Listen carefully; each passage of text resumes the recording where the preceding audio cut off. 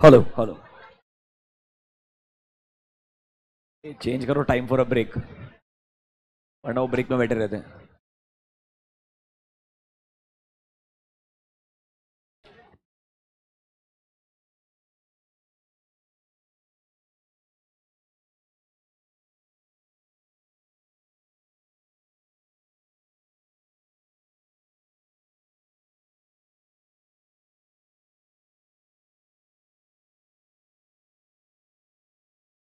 Hello hello hello.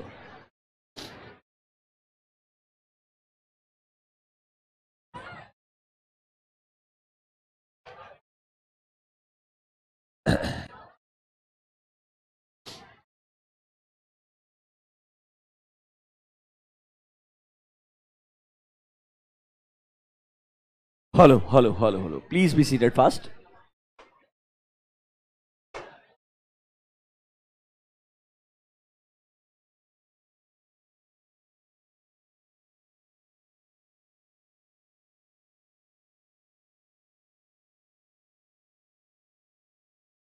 Please be seated fast guys, it's already 5:30।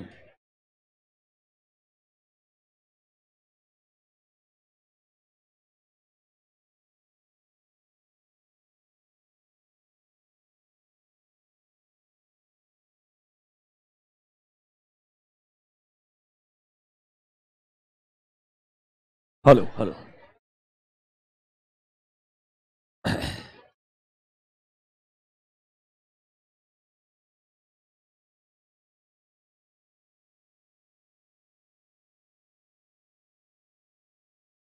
पीछे settle on fast.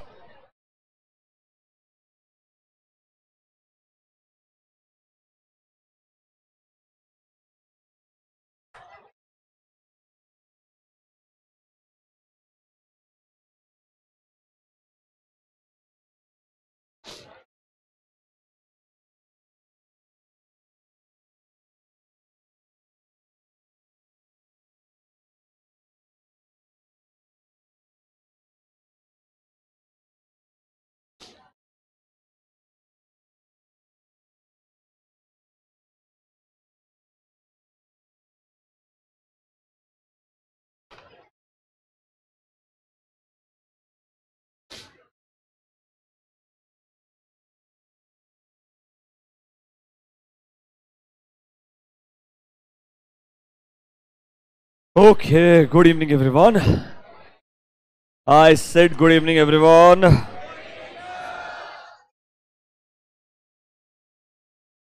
Okay, we're done talking now. I understand कि तुम्हारा schedule बहुत अच्छा हो गया है, so you guys are a little tired. I get it, but there is no other option. You have to manage with this. कुछ नहीं कर सकते बेटा. It's going to be like this only for next 2.5 months, whatever time period we have. तो थोड़ा try करो, effort डालो. 15-20 days के बाद और मुश्किल होगा obviously, and then with the hope कि जल्दी कुछ खत्म होने वाला है, एक आध subject at least, you will start coming back to your normal senses. ठीक है, ये हमेशा से ऐसा प्रोसेस होता है. इस बार obviously with the costing in group 2 as a lecture थोड़ा सा और चैलेंजिंग है. पीछे बेटा प्लीज बी सेड फास्ट.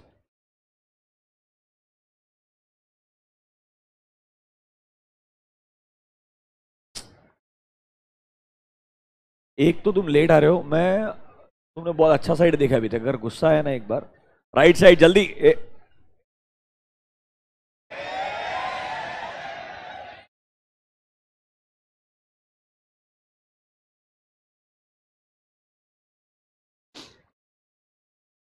और टपली मार रहा है उसको यार. तुमको ऐसा लग रहा तुम सारसबाग में हो गया. तो तुम्हें मतलब थोड़ा ऐसा रियलिटी चेक है that you are sitting in a classroom जहां तुम प्रोफेशनल कोर्स. ए ये क्या आवाज है भाई. प्लीज तुम तुम्हारे ग्रुप 1 की मेमोरीज वहीं रखो, यहां मत लेके आओ. चलो, कोई फायदा नहीं है coach. C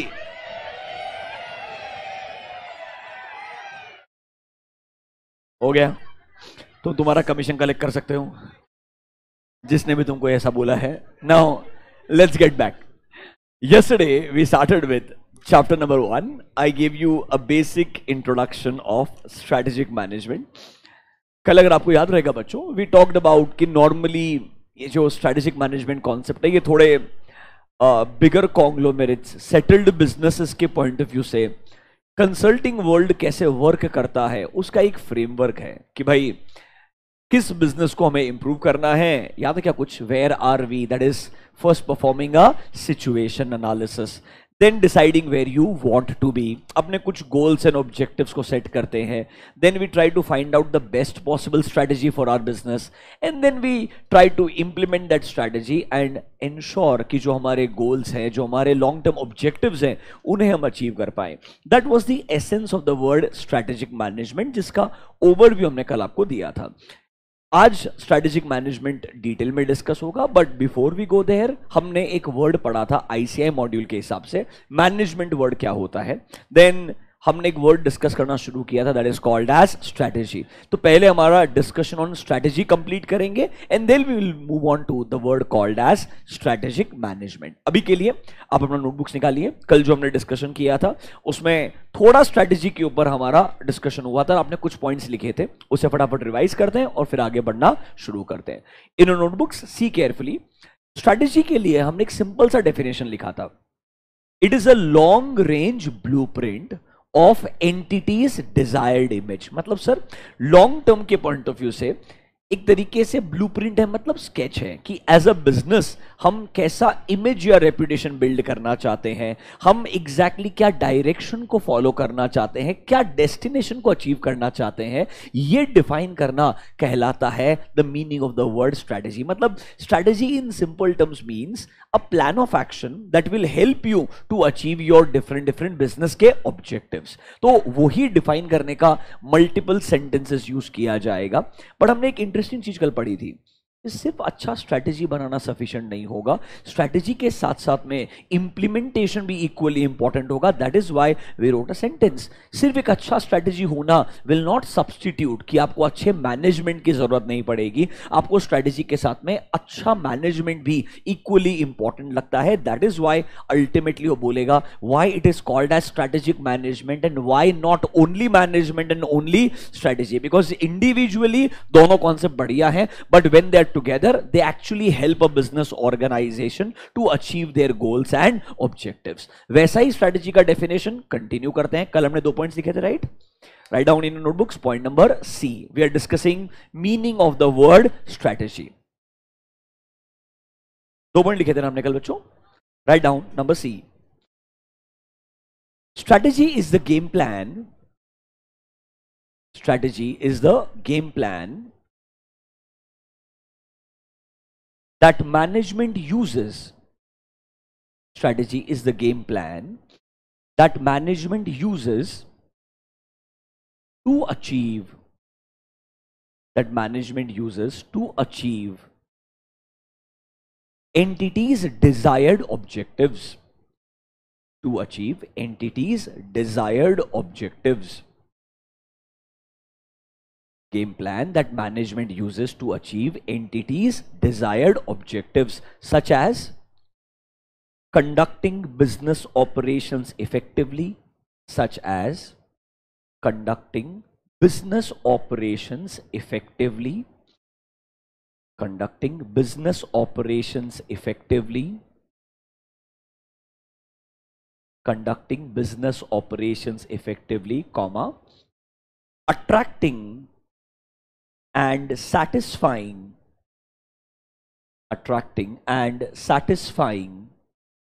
their customers, attracting and satisfying their customers, comma, to compete successfully against competitors, to compete successfully against competitors, to compete successfully against competitors, etc. मतलब सेम ही चीज है, वापस अलग शब्दों में लिख रहा है. एकदम सिंपल वर्ड्स में स्ट्रैटेजी एक ऐसा गेम प्लान है जो आपको अपने बिजनेस के अलग अलग ऑब्जेक्टिव्स को अचीव करने में हेल्प करेगा। Now if you ask a business आपके ऑब्जेक्टिव्स क्या है, don't you think her business अपने ऑब्जेक्टिव को अलग तरीके से डिफाइन कर सकता है, क्योंकि हर बिजनेस का अपना फेस होता है, हर बिजनेस का अपना क्या होता है, फेस। लाइक फॉर एग्जांपल, अगर आप स्टार्टअप वर्ल्ड के बारे में बात करेंगे और अगर उनका इनिशियल फेस होगा, वो प्रॉफिट के बारे में शायद बात ही नहीं करेगा।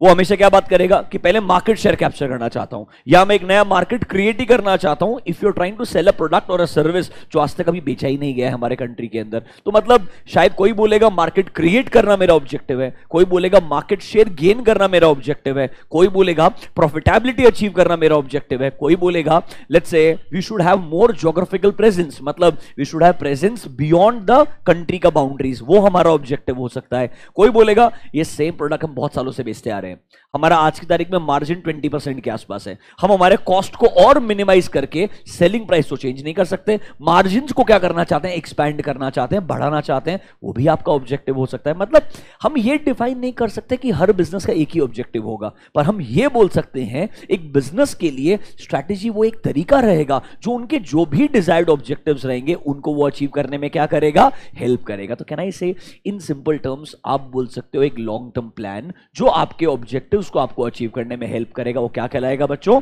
स्ट्रैटेजी कहलाएगा। क्या मीनिंग ऑफ स्ट्रैटेजी क्लियर है क्या? यस और नो? पक्का ठीक लग रहा है आपको? देखो पहला पॉइंट जो लिखा था point number A and point number C are actually same, बस लिखने का तरीका अलग है, क्योंकि ये अलग अलग तरीके से स्ट्रैटेजी वर्ड को क्या किया गया है, डिफाइन किया गया है। Right down point number D, strategy can never be perfect, strategy can never be perfect or flawless, can never be perfect or flawless।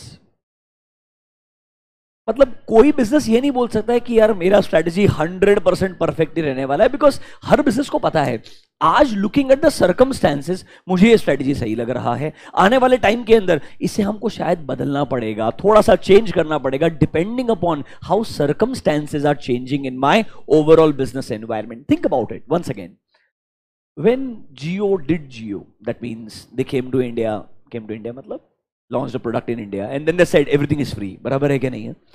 वो भी एक स्ट्रेटेजिक चॉइस था, बराबर है कि नहीं? कि मतलब इनिशियल फेज में they wanted to gain a significant market share and try to you can say exploit the existing customers का वीक बैलेंस शीट्स। वापस से जियो वांटेड कि इनिशियल फेज में if I give everything free of cost I will gain lot of customer base, at the same time जो मेरे competitors का balance sheet week है वो खत्म हो जाएंगे। समझ में आया कि मैंने क्या बोला? कहना ऐसे ये भी एक स्ट्रैटेजी का चॉइस है, मतलब this is how they chose to enter in the Indian market in this manner. You are understanding this? अच्छा, जरूरी नहीं है हर किसी के लिए परफेक्टली काम करता, मे बी रिलायंस का balance sheet and support from other businesses इतना स्ट्रांग था, and eight the same time आप गवर्नमेंट सपोर्ट बोल सकते हैं, आप अलग अलग एस्पेक्ट्स बोल सकते हैं, आपके पास इतना बढ़िया कंट्रोल था उस कंट्री के अंदर कि आपका स्ट्रैटेजी वर्क हो गया। अगर otherwise you make such announcement और 3 दिन बाद में आपका रेगुलेटर आके बोलता है it is not allowed. For example mister Mukesh Ambani, you know what happened right? He announced that everything is free of cost for few months. Do you remember that time period? बराबर है क्या नहीं है? तो हर किसी ने क्या बोला, अगर एयरटेल है तो भी दूसरा सिम कार्ड जियो का ले लो, क्या फर्क पड़ने वाला है, बिकॉज इट्स लिटरली फ्री। उन्होंने स्टार्टिंग में तो वो लाइफ के स्मार्टफोन्स बेचने शुरू किए थे, तो इवेंचुअली लाइफ का स्मार्टफोन इतना नहीं बिका, बाद में अल्टीमेटली जो कोर बिजनेस था वो क्या था, मार्केट शेयर गेन करना from telecom sector. Can I say that worked well in their favour or not? Just imagine I announce this and 3 दिन के बाद में आपने सुना है क्या, competition commission of India CCI अगर एक ऑर्डर पास कर दे कि तुमने जो किया वो गलत है, डोंट यू थिंक आपका यही स्ट्रेटजी आपका रेपुटेशन लॉस कर सकता है सब्सटैंशियल, और यही स्ट्रेटजी आपके लिए बैकफायरिंग कर सकता है, मतलब आपका जो स्टार्टिंग का फेज है वो और बुरा हो सकता है। I hope you are understanding, and this will give more confidence to the existing players, एंड शायद वो उसको कैपिटलाइज कर सकते हैं, but don't you think the business knew कि ऐसा कुछ नहीं होगा? You know what I mean, right? They were very well aware कि वो ऐसा अनाउंसमेंट करेंगे और कुछ नहीं होने वाला है, ये इमेजिन, ये कैलकुलेट करने के बाद में ऐसा किया होगा, मे बी एक सही कॉल भी किया होगा, you know what I mean, right? उसके बाद में ये अनाउंसमेंट किया होगा ताकि things will go and work out the way they want to. Are you understanding this? Now if you think about it, आने वाले कुछ टाइम के अंदर the way Jio is actually making money and अपने margins को expand कर रहा है, it's a profitable business now within a very short period of 5 years, बराबर है कि नहीं? और इट्स एक्सपेक्टेड कि अभी तो इंडिया में टेलीकॉम के जो चार्जेस हैं, they one of the lowest in the world. जो हम पे कर रहे हैं मंथली बेसिस पे to Jio and Airtel, Airtel is still expensive comparatively, जो हम जियो को मंथली चार्जेस पे करते हैं for the data what we are consuming, it is one of the lowest in the world, one of the lowest, not the lowest. मतलब जैसा quality of service आपको मिल रहा है उसके लिए जो आप पेमेंट पे कर रहे हैं वो बहुत कम है। धीरे धीरे ये प्राइसिंग हायर साइड में जाने वाला है एंड उनका सेम बिजनेस करते हुए एक्सपीरियंस गेन होने वाला है। वो अपने कॉस्ट को आसानी से बढ़ने नहीं देंगे और सेलिंग प्राइस को धीरे धीरे पुश करते जाएंगे towards upward. Don't you think margin बढ़ते जाएगा और यही मार्जिन को बाद में यूज किया जाएगा to enter into other countries, जहां पर सेम स्ट्रेटजी के साथ में आप एंटर करेंगे बट मे बी शायद सब कुछ फ्री में नहीं बोल पाएंगे स्टार्टिंग के अंदर, क्योंकि वहां का कंट्री आपके अगेंस्ट रिएक्ट कर सकता है। I hope you are understanding this. But अगर आप बहुत पावरफुल बिजनेस बन गए, इंडिया में अच्छा खासा मार्केट शेयर रन कर लिया है, you can enter a developed country like US also and then exploit the market. आपको मजाक लग रहा है बट पॉसिबल है। You can become that powerful in next 3 to 5 years that it can enter US and exploit the US का existing players, but indirectly that power is given by Indian population, because यहां का population ज्यादा था। Initial phase में वो acceptance आया, Jio made lot of money and this money is going to be used now in exploiting other countries and if they go to smaller countries वो पूरा का पूरा मार्केट ही खा सकते हैं। You understanding what I'm trying to say? Like you enter Indonesia, Malaysia, अगर countries नहीं रोकते हैं आपको तो आप वहां एंटर करके तो पूरा मार्केट ही खा जाएंगे, बिकॉज जो एग्जिस्टिंग प्लेयर रहेगा वो इतना छोटा रहेगा कि उसकी बैलेंस शीट बाय आउट कर सकते हैं। I hope you are understanding this. इससे धीरे धीरे आपका कंट्रोल बढ़ते जाएगा। वोडाफोन ने यही तो किया था। This was Vodafone is not Indian entity. Original strategy of Vodafone यही तो था। अगर आप देखेंगे शांति से तो जियो इज नॉट लाइक कुछ अलग करने के लिए गया, इट्स जस्ट दैट सही टाइम पे सही business under all right environmental conditions perfectly pan out हो गया। I hope you are understanding this. मतलब बॉटम लाइन, कभी भी आप एक स्ट्रेटेजी को परफेक्ट नहीं बोल सकते हो। हर स्ट्रेटेजी में कुछ ना कुछ फ्लॉज हो सकते हैं। ये अजम्पशन के साथ में स्ट्रेटेजी वर्ड को समझा जाता है, इसलिए वो सिंपल सा बात बोल रहा है, strategy can never be perfect और फ्लॉलेस। कुछ ना कुछ प्रॉब्लम्स आ सकते हैं जिन्हें हमें क्या करते रहना पड़ेगा, इंप्रूव करते रहना पड़ेगा। Are these points very clear to you? Spend 2 minutes एक बार चारों पॉइंट को पढ़िए जो अपने स्ट्रेटेजी के बारे में लिखा है, फिर हम थोड़ा सा डिस्कशन को आगे लेके जाते हैं। Read these 4 points quickly.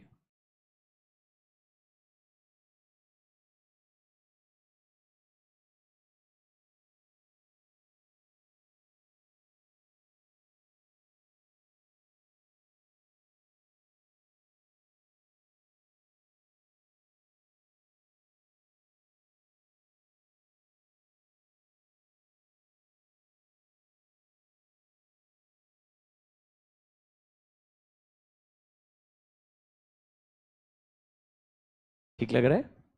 Right down point number 5। ये पॉइंट नंबर 5 अभी हम लिखेंगे बच्चों, पर आपको कंप्लीटली समझ में नहीं आएगा बिकॉज आगे आने वाले चैप्टर्स के अंदर इन डिफरेंट डिफरेंट लेवल्स के ऊपर डिस्कशन होगा। इंट्रोडक्शन जरूर इस चैप्टर में थोड़ा आगे जाने के बाद में आएगा, बट ये स्ट्रेटेजीज के एग्जांपल्स आपको आगे समझ में आएंगे। ये अब यहां पर बोलेगा स्ट्रेटेजीज भी अलग अलग लेवल्स पे आ सकते हैं। जैसे आपने स्कूल में पढ़ा होगा top level management, middle level management, lower level management, ऐसा याद है क्या स्कूल के अंदर?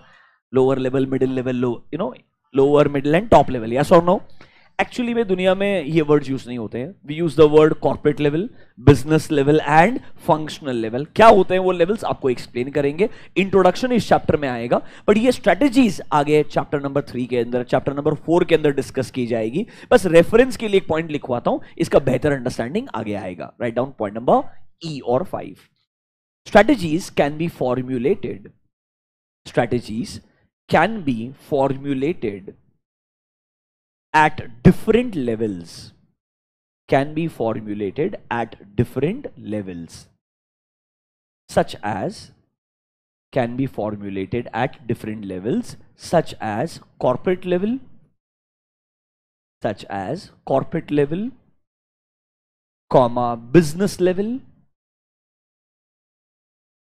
corporate level, business level, और डिविजनल लेवल, कॉर्पोरेट, बिजनेस और divisional and functional, corporate level, business level और divisional level and functional level.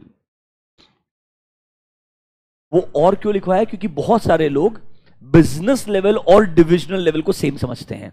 So actually में तीन ही लेवल होते हैं. It's called as corporate level, business level and functional level. But business level sometimes is also termed as divisional level, इसलिए उन दोनों के बीच में हमने वर्ड और लिखा है. एक्चुअली में तीन ही मेजर लेवल्स होते हैं. ऐसा क्यों? What are these three levels? इनके स्ट्रेटेजीज क्या क्या होंगे? यही एक्चुअली में आपका पूरा सिलेबस है.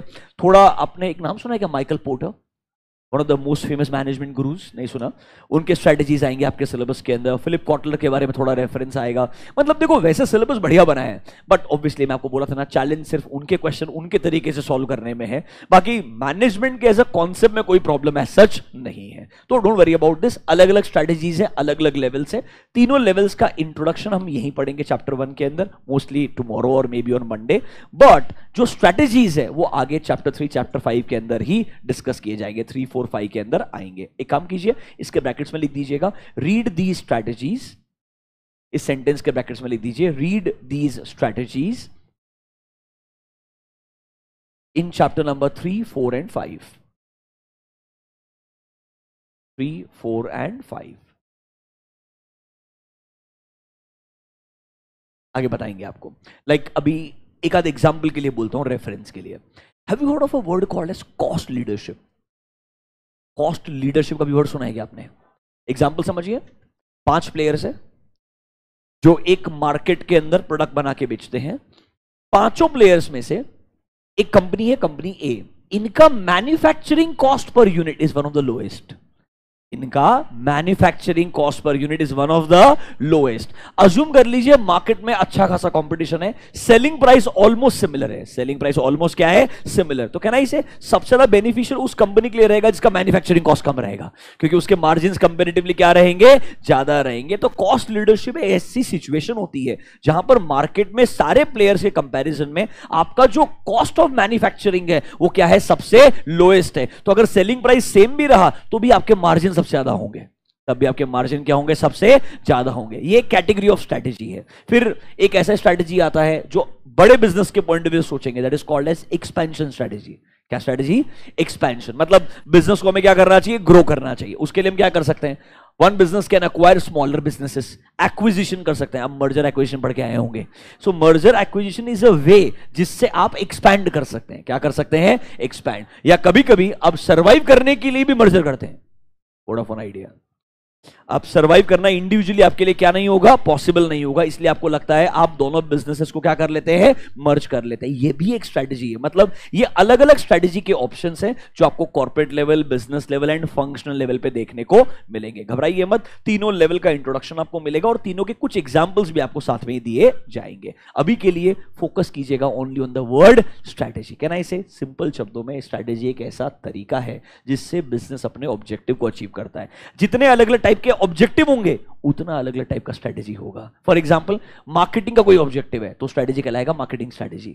आपका पैकेजिंग करने का कोई एक ऑब्जेक्टिव है तो उसके लिए जो स्ट्रेटेजी कहलाएगा वो आपके marketing and packaging related strategy कहलाएगा. मतलब स्ट्रेटेजी कोई सा भी हो सकता है, डिपेंड करता है आपका ऑब्जेक्टिव क्या है. सो आपके ऑब्जेक्टिव के हिसाब से आपका सही स्ट्रेटेजी चूज किया जाएगा. Is introduction to strategy clear to you? Basic meaning ठीक लग रहा है आपको? पक्का? अब आइए नोटबुक में एक नेक्स्ट हेडिंग लिखिए जो मेरे हिसाब से बहुत इंपॉर्टेंट है एग्जाम के लिए. पहला था कॉन्सेप्ट ऑफ मैनेजमेंट, दूसरा था कॉन्सेप्ट ऑफ स्ट्रेटेजी. अभी तक दो ही चीज पढ़ा है आपको, बराबर है? थर्ड वाला हेडिंग है ये चैप्टर नंबर 1 के अंदर. लिखिए, हेडिंग का नाम है strategy. Strategy can be partly proactive. Strategy can be partly proactive and partly reactive. Can be partly proactive and partly reactive.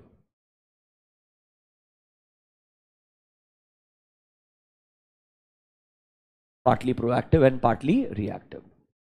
क्या लगता है आपको सेंटेंस का मतलब क्या है? Read the sentence. बढ़िया चीज है ये, बस इधर आई से क्वेश्चन में बहुत परेशान करता है. Read the sentence. क्या लिखा आपने?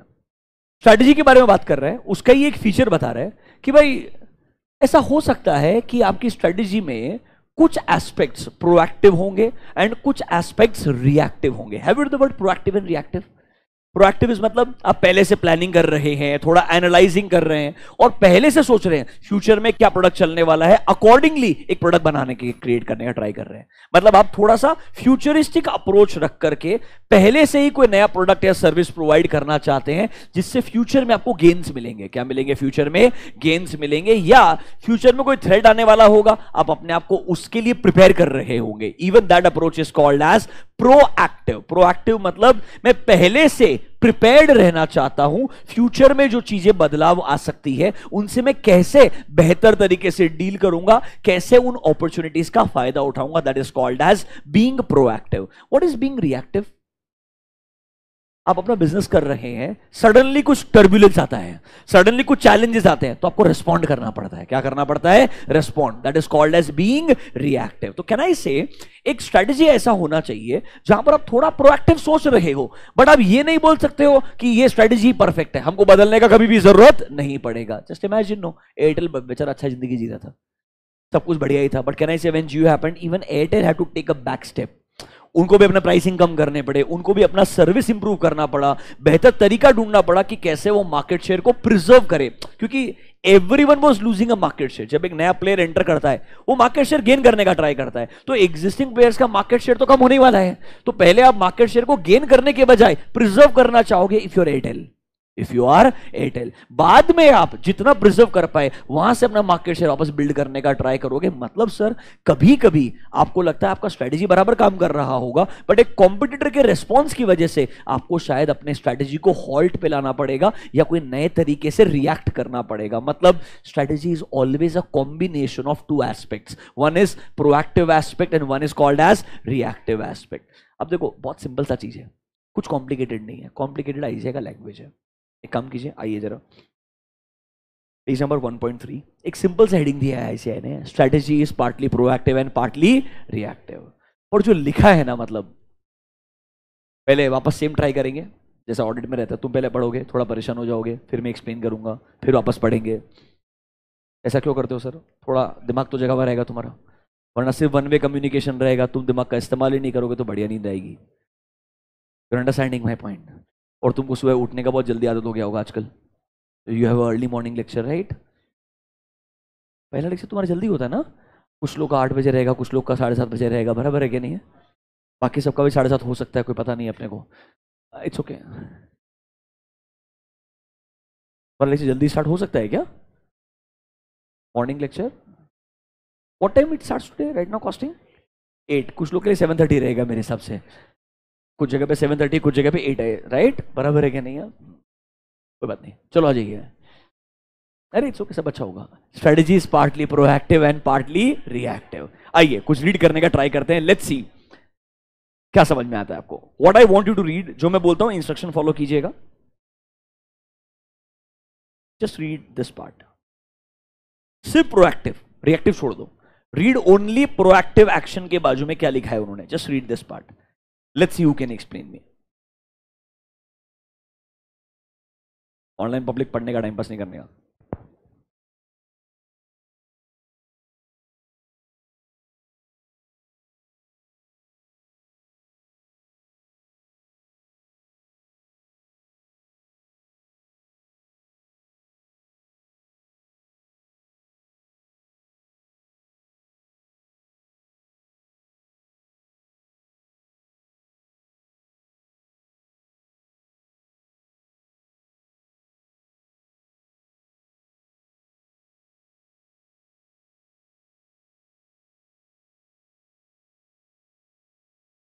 पढ़ा क्या?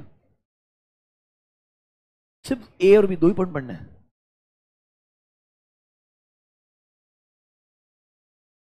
Done? Anyone who wants to explain what are these 2 points trying to portray? क्या बोलने का ट्राई कर रहे हैं?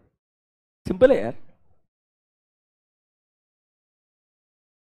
अरे मैंने तुमको एक्सप्लेन किया प्रोएक्टिव रिएक्टिव ऑलरेडी, तो एक्सप्लेन करो ना क्या लिखा है।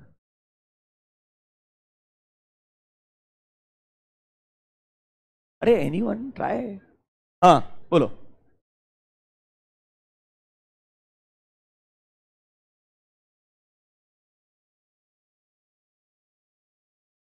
ओके, मतलब जो आपका कोर बिजनेस है उसके अराउंड ही आपने काम करना चाहिए।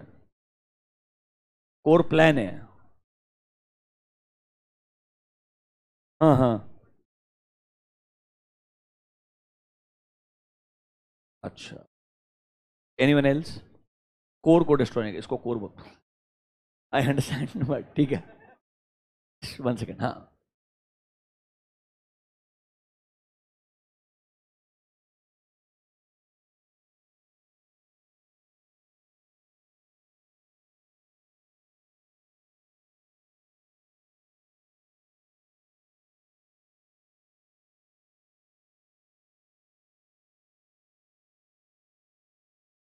1 सेकेंड। हाँ, राइट से don't talk. I am already giving you an opportunity to talk, बराबर है ना? रिलैक्स। हाँ, बोल बेटा।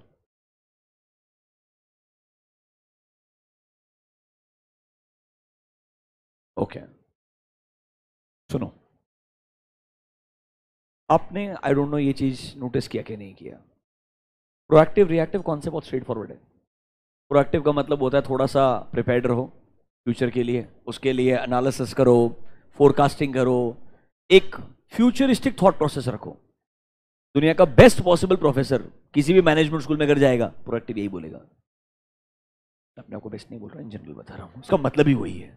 रिएक्टिव का मतलब है इन सिंपल टर्म्स, जो भी आपने स्ट्रेटेजी लगाया होगा, things may not work out the way you had expected, things में चेंज बिकॉज बिजनेस एनवायरमेंट, आपने सुना होगा, इज डायनेमिक। कभी सुना होगा ऐसा, बिजनेस एनवायरमेंट बदलते रहता है, सेम नहीं रहता है। Because business environment is dynamic, that means things may not work out the way you had originally plan. तो आपको रिएक्टिव मतलब थोड़ा सा रेस्पॉन्स के लिए रेडी रहना चाहिए कि अगर कुछ बदलाव आया तो हम हमारे स्ट्रेटेजी को भी अकॉर्डिंगली क्या कर लेंगे, चेंज कर लेंगे। That's called being reactive. Straight forward बात है कि नहीं है? ऑनेस्टली इन्होंने जो लिखा है ना, बहुत बढ़िया लिखा है, पर प्रॉब्लम ये है, जहां से कॉपी पेस्ट करते हैं वो ऑथर का पूरा point of view copy paste नहीं करते हैं, उसके बीच में सिर्फ जो सेंटेंसेस उनको बढ़िया लगते हैं ना, उतने उठा लेते हैं। When I explain this to you, you will understand. वो बच्चा पूरा गलत नहीं था, अप्रोक्सीमेटली 40-50% उसका पॉइंट ऑफ व्यू बराबर था।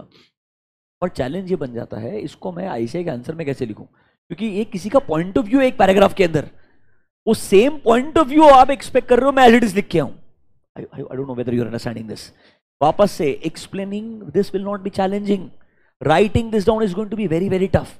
दैट इज वाई ऐसे एरियाज, जब स्ट्रेटेजी का डेफिनेशन था कोई प्रॉब्लम नहीं था उसके अंदर, मैनेजमेंट के मीनिंग था कोई प्रॉब्लम नहीं था, ऐसे एरियाज आपको ढूंढने पड़ेंगे जहां पे आपको थोड़ा एडिशनल एफर्ट लेना पड़ेगा। पहले समझना है, सुनने का है, I will help you to write it down, वो लिखना है, फिर इसके ऊपर एक क्वेश्चन देखना है, उस पर दिमाग अप्लाई करना है, ताकि आप आईसीआई के पॉइंट ऑफ व्यू से प्रिपेयर्ड रहे। Is that clear to you? So here I will apply a mixture of both. पहले मैं सब एक्सप्लेन करेगा आपको, इसने जो बोला है ना, इसका पूरा पर्सपेक्टिव पॉइंट ऑफ व्यू बराबर से एक्सप्लेन करेगा, घबराने का जरूरत नहीं है। उसके बाद में जब आपको लिखवाने के लिए जाऊं तो भी आपने केयरफुल रहना है, वो लैंग्वेज को समझने का ट्राई करना है। अनफॉर्चुनेटली रोने का कोई ऑप्शन नहीं है, इधर कुछ नहीं कर सकते हो आप, इधर इनका लैंग्वेज आपको फॉलो करना पड़ेगा, मतलब फॉलो करना पड़ेगा। आज एक बात बोलने जा रहा हूं, तुम शायद विश्वास नहीं करोगे और बहुत सारे लोग डिसएग्री करते हैं, but I am telling you because I am 100% sure, in audit you can actually use your own language, but in SM you can't. अब मजाक कर रहे हो sir, because in audit material में स्टेटमेंट को मटेरियल में स्टेटमेंट ही लिखोगे आप। Are you understanding my point? क्योंकि आपको लगता है पूरा डेफिनेशन कौन लिखेगा, क्योंकि ऐसे पूछेगा ही नहीं। ऐसे सेंटेंस में सिर्फ मटेरियल में स्टेटमेंट वर्ड यूज करने के लिए बोलेगा, वो बहुत आसान होता है। इधर वो वर्ड ही क्वेश्चन होगा। Just imagine, there the word is material में statement, here the word is proactive and reactive. Here you cannot just use proactive reactive because the question will be proactive reactive. Are you understanding the problem? In audit they will not ask you define material statement. I know them really well. समझा क्या तुमको मेरा बात? तो उधर वो word use कर सकते हो, आपका वोकैबुलरी वो वर्ड से बनता है। इधर अनफॉर्चुनेटली वोकैबुलरी कितना ही बढ़िया हो, उसको उन्होंने डिफाइन कैसे किया वो जानना बहुत जरूरी है। इधर आपको उनके लैंग्वेज के साथ में ही रहना पड़ेगा, कोई ऑप्शन नहीं है। Are you understanding what I am trying to say? बात समझा क्या आपको पक्का? अच्छा आइए सुनिए मेरा बात क्या बोलता है। प्रोएक्टिव के लिए वो बोलते हैं, जब आपको ऐसा बोला जाता है ना, थिंक एज अ बिजनेस, कि हमने सर आने वाले 3 साल 5 साल के लिए हमारे बिजनेस का स्ट्रेटजी कैसे बनाना चाहिए, तो ये बोलता है दिमाग के अंदर एक अप्रोच रखो। जिस अप्रोच को हम लोग बोल रहे वाले हैं प्रोएक्टिव अप्रोच, मतलब फ्यूचर के बारे में सोचिए कि एग्जैक्टली हमने ऐसा क्या आज स्टेप लेना चाहिए जिससे हमें फायदा मिलेगा, एडवांटेज मिलेगा अगेंस्ट ऑल अदर कॉम्पिटिटर्स। तो इन्होंने एक पॉइंट ऑफ व्यू लिखा है। क्या लिखा है? एक पॉइंट ऑफ व्यू। ये मीनिंग नहीं है, it's a point of view, remember that. क्या पॉइंट ऑफ व्यू लिखा है? कि जनरली बिजनेसेस जब स्ट्रेटेजी बनाते हैं, जनरली बिजनेसेस क्या बनाते हैं, स्ट्रेटेजी, तो बिजनेस सोचता है कि यार लास्ट 5 साल से 10 साल से मैं बिजनेस कर रहा हूं, आज तक मेरे फेवर में सक्सेसफुली क्या रन होते हुआ है। बच्चे का जो पॉइंट था ना कोर, उसका मतलब ये है, मतलब what has been working in my favour historically, ये मैंने पहले देखना है। उसके हिसाब से सोचना चाहिए कि मेरा जो बेसिक्स है that should not change. If let's say you are a Japanese company, आपका कोर फोकस हमेशा क्वालिटी ऑफ प्रोडक्ट था, तो आपका core that is quality aspect should still be common. आपने उस पर कॉम्प्रोमाइज नहीं करना चाहिए, भले ही आपने इंडस्ट्री चेंज कर देना चाहिए, भले आपने क्या चेंज कर देना चाहिए। एग्जाम्पल मित्सुबिशी एसी है, कार भी बनाता है, बराबर है कि नहीं है, बट क्या दोनों के अंदर क्वालिटी इंश्योर करता है, दोनों तो बेस्ट होना चाहिए। अरे बात समझ में आया क्या? जापानीज एंटिटी है भाई, अरे बराबर है ना। मित्सुबिशी एक फाइनेंशियल इंस्टीट्यूशन भी है। तो नाउ अंडरस्टैंड दिस, आपके जो कोर या बेसिक प्रिंसिपल्स हैं दे शुड नॉट चेंज। इसके लिए वो पता है क्या बोलता है, भले ही आप कोई भी बिजनेस में वेंचर कर लें, भले ही आप कोई नए इंडस्ट्री में भी चले जाएं, बट आपने अपने पास्ट से ये समझना चाहिए कि मेरे बिजनेस के फेवर में सक्सेसफुली क्या अप्रोच आज तक काम में आया है। लेट्स से अनदर एग्जांपल, एक ऐसा बिजनेस है जो इंडिया के अंदर बहुत अच्छा फ्लरिश करता है, बट उसे लगता है इंडिया के बाहर जाके प्रोडक्ट बेचना शायद मुश्किल होगा। Let's take an example of Maruti का एक्सपर्टीज है इंडिया के पब्लिक के साइकोलॉजी को समझ के उनके हिसाब से प्रोडक्ट बना करके बेचना। सेम मारुति यूएस में जाकर प्रोडक्ट बना के बेचेगा, शायद नहीं बिकेगा, बिकॉज साइकोलॉजी ऑफ कस्टमर अलग अलग है। Are you understanding this? Same Honda India में आके प्रोडक्ट बेचता है, तो इनिशियली प्रोडक्ट बिका, अब होंडा भी नहीं बिकता आसानी से। क्यों होंडा नहीं बिकता है? होंडा अभी भी दूसरे कंट्री में बिकता है, पर इंडिया में नहीं बिकता, क्योंकि इंडिया का कंज्यूमर का साइकोलॉजी बदल गया है।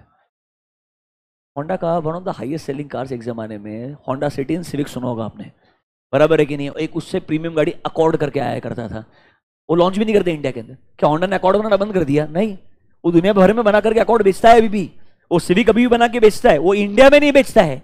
क्यों? उसे लगता है इंडिया में उस प्रोडक्ट के लिए जो प्राइस मुझे चार्ज करना है, customer is not ready to pay that price. Are you understanding my point? Customer believes मुझे वो प्राइस के अंदर कुछ और बेटर मिल सकता है।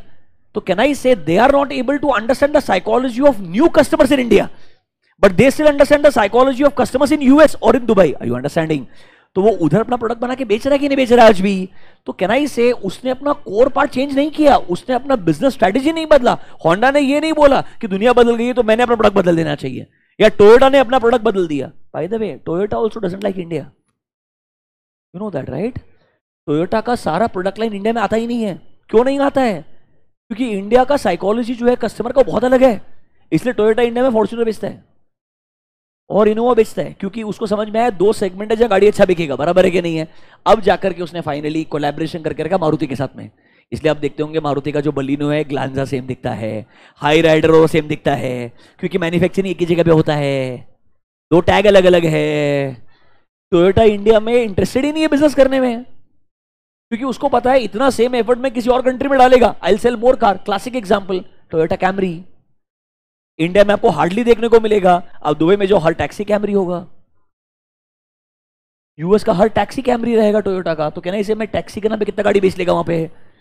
बिजनेस है ना अल्टीमेटली यार। सो वापस से ये पहले पॉइंट में बोलना चाहता है, एक कंपनी जब फ्यूचरिस्टिक पॉइंट ऑफ व्यू से सोचता है, वो हमेशा सोचता है मेरे फ्यूचर के बारे में सोचते वक्त पहले मैंने पास्ट के बारे में सोचना चाहिए। बहुत बढ़िया चीज लिखा है, देखो क्या बोलता है, अ कंपनीज करंट स्ट्रैटेजी, जो ये बनाने जा रहा है, फ्लोज मतलब स्ट्रैटेजी कहां से आ रहा है, both previously initiated actions and approaches, जो अभी भी बराबर से काम कर रहे हैं। हमारा हिस्टोरिकल ऐसा स्ट्रैटेजी जो आज भी बराबर से काम कर रहा है, और वो इतना बढ़िया काम कर रहा है कि मुझे लगता है सेम अप्रोच फ्यूचर के अंदर भी शायद हमने कंटिन्यू करना चाहिए। मतलब सर आपका स्ट्रैटेजी बनाते वक्त थोड़ा historical approach, what has been working well for me, should be considered while making a strategy for your future. And देखो क्या बोलता है, टू मेरिट कंटिन्यूएशन, मतलब ये कंटिन्यू करने के लिए सपोर्ट कर रहा है। क्यों सपोर्ट कर रहा है? क्योंकि धंधे में आज भी वो अप्रोच काम कर रहा है।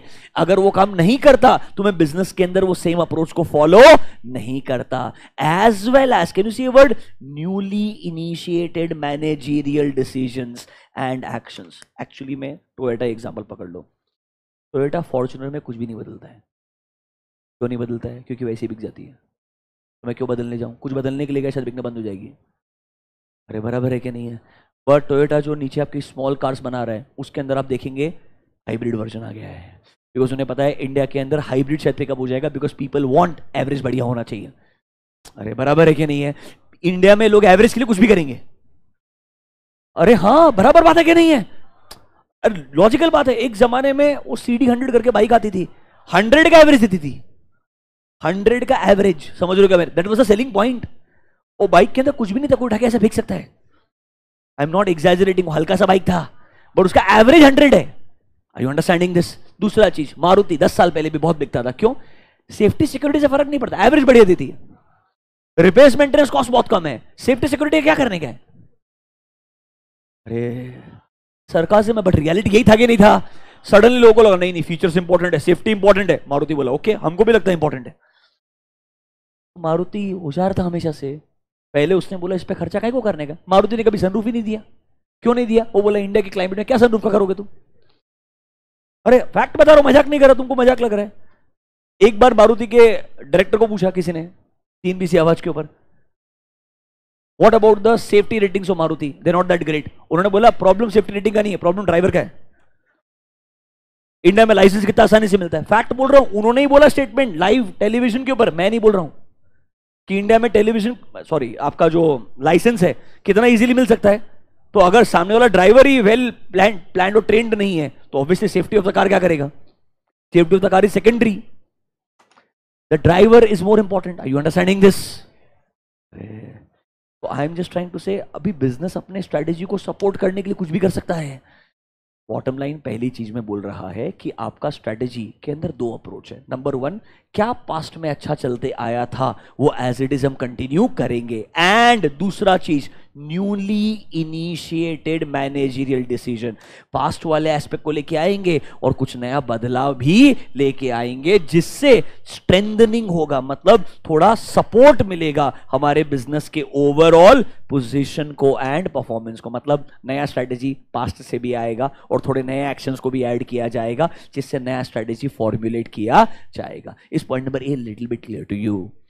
Now read point number B, उससे ही कनेक्टेड। देखो क्या बोलता है, the strategy partly is deliberate and proactive. मतलब जब आप स्ट्रेटेजी बनाते हैं वो प्रोएक्टिव है। क्यों sir? Because it is a product of management का analysis, it is a product of strategic thinking. मतलब एक मैनेजमेंट ने एग्जिस्टिंग सिचुएशन को एनालाइज किया होगा, बिजनेस के बारे में सोचा होगा, ये सोचा होगा पास्ट में क्या वर्क कर रहा था, फ्यूचर में क्या बदलाव आएगा, फिर उसके बाद में उन्होंने क्या बिल्ड किया होगा, स्ट्रेटेजी बनाया होगा। इसीलिए स्ट्रेटेजी को बोला जाता है it is partly proactive. Reactive वाला पार्ट आगे आएगा। थोड़ा बात समझ में आया क्या?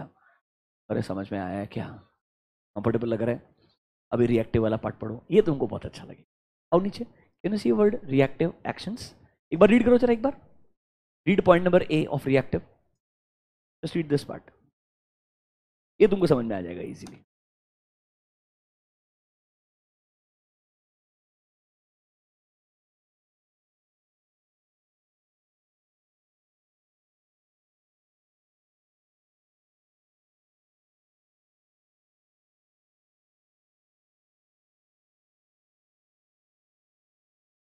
बोलो ये समझ में आया क्या? ये स्ट्रेट फॉरवर्ड है, मतलब जैसा हम सोच रहे हैं शायद वैसा नहीं होगा। थोड़ा वो ड्रामेटिक तरीके से बोल रहे हैं।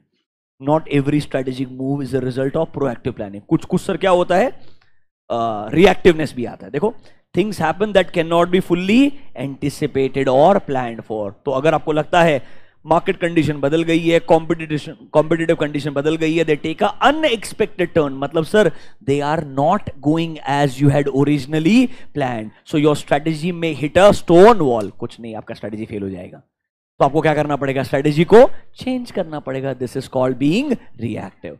अब देखो एक्चुअली उसमें प्रॉब्लम है, अगर मेरा पूरा स्ट्रेटेजी फेल होता है तो ये रिएक्टिव नहीं है, वो स्ट्रेटेजी फेलियर ही हो गया। आपको नया स्ट्रेटेजी ही बनाना पड़ेगा। Your understanding this? वो थोड़ा लैंग्वेज हार्श बोल रहा है। रियलिटी में क्या होता है, आपका strategy is a 3 year 5 year plan. Your strategy is a 3 year 5 year plan. हो सकता है ड्यूरिंग दैट 3 ईयर 5 ईयर कुछ हर्डल्स आ जाए। क्या आ जाए? कुछ हर्डल्स, कुछ प्रॉब्लम्स आ जाए शॉर्ट टर्म के लिए। उनसे डील करने के लिए आपको शायद इमीडिएटली रिएक्ट करना पड़ेगा, बट बाद में आप वापस से अपने ओरिजिनल प्लान के साथ में क्या कर सकते हैं? कंटिन्यू कर सकते हैं, या अपने प्लान को थोड़ा सा बदल सकते हैं। मतलब इन सिंपल टर्म्स, हो सकता है Tata Motors is all guns blazing on EV, suddenly there मतलब देर ऑल इन ईवी। सडनली उनको रियलाइज हुआ नहीं नहीं, ईवी के साथ साथ में हाइब्रिड भी स्ट्रांगली काम कर रहा है। वो बोलेगा ठीक है हाइब्रिड भी बना लेते हैं। You're understanding? फिर whatever works will just continue with that. You understanding what I am trying to say? तो कैन आई से you can not always say जो मैंने चूज कर लिया है वही हमेशा परफेक्ट रास्ता होगा। थिंग्स ऑन द वे में also not work out the way we had originally plan. तो हमें क्या करना पड़ेगा? थोड़ा बहुत बदलाव लेके आना पड़ेगा। थोड़ा लैंग्वेज समझ में आया क्या? इधर ही रुक जाइए, मैं आपको लिखने में हेल्प करूंगा। Let me show you a question. क्यों मैं आपको इस तरीके से पढ़ा रहा हूं, आपको उसका रीजन समझना चाहिए।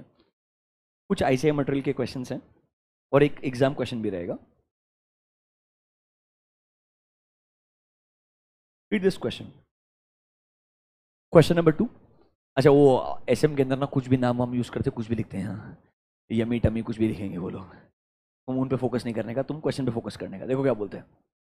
Yummy foods and tasty foods are successfully competing in the business of ready-to-eat snacks in Patna. Yummy has been pioneer in introducing new products or innovative products. ऐसा बोल रहा है कि Yummy थोड़ा innovative product लेकर के आता है। अच्छा, these products will give them good sale. Okay. However, Tasty Foods will introduce similar products in reaction to the products introduced by मतलब कहना इसे टेस्टी वाला कॉपी करेगा। अरे बराबर है कि नहीं है? यमी वाला कुछ तो नया लेके आएगा। अब तुम प्लीज मत सोचना कौन सा वाला एप्पल है कौन सा वाला सैमसंग है। Let's not get into this fight, I am not interested. Next क्या बोलते हैं वो? सर बाद में सेम प्रोडक्ट लॉन्च करेगा taking away the advantage which is gained by the former. मतलब जो पहले वाले ने नया प्रोडक्ट लॉन्च करके एडवांटेज लिया उसे खाने का ट्राई करेगा। Discuss the strategic approach of 2 companies and बाद में बोल रहा है which is superior. No one can decide which is superior, but only ICAI can force you to decide. एक बात बताओ, बिना ये वही कहानी हो गई। Denim manufacturing company running it, अरे कल एग्जांपल दिया था तुमको, मैंने याद आया कि नहीं आया?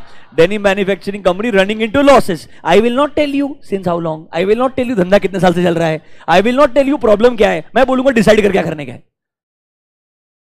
ICAI doesn't care what are you thinking, what they care is ये कौन से चैप्टर में किस टॉपिक से रिलेटेड है, वो टॉपिक लिख।